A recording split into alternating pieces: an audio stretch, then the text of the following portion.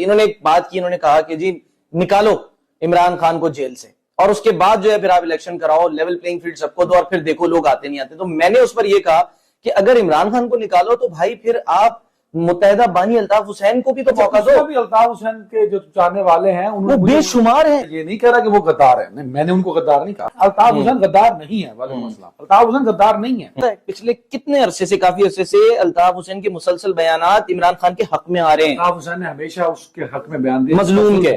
بالکل of course اس دفعہ عمران خان کے ساتھ ظلم ہو رہا ہے اور وہی ہو رہا ہے جو کراچی میں ہم کے ساتھ. لیکن ایک بات بتائیں, اور نہیں ایک بات بتائیں, الطاف حسین جو کہ پچھلے پتہ نہیں کتنے سالوں سے ایک بات کر رہے تھے, ٹائم ہو گیا آپ کے شو کا, لیکن بس آخری لائن کہ وہ کتنے عرصے سے بات کرتے, اب جا کے وہ یہ کہہ رہے ہیں کہ پنجاب کے لوگوں کو اب سمجھ آیا ہے حقیقت, وہ باتیں جو الطاف حسین آج سے 20 سال پہلے کر کے چلا گیا. لوگوں کو سمجھ نہیں آیا, خدا کا نام لے, یہ جھوٹے باتیں کرنا چھوڑ دیں. نہیں آیا ابھی بھی, کتنے سچ بول لو تجھے, ٹی وی تے نہیں آیا سچ, ابھی نہیں سمجھ میں آیا. یوٹیوب پہ آدھا سچ, او کتنے پورا سچ بول لو. میرے ویورز, پنجاب والوں کو اگر سمجھ آیا ہوتا نا تو عمران خان جیل میں نہ ہوتا. پنجاب والوں کو سمجھ آیا ہوتا تو نواز شریف آج لاہور نہ آتا.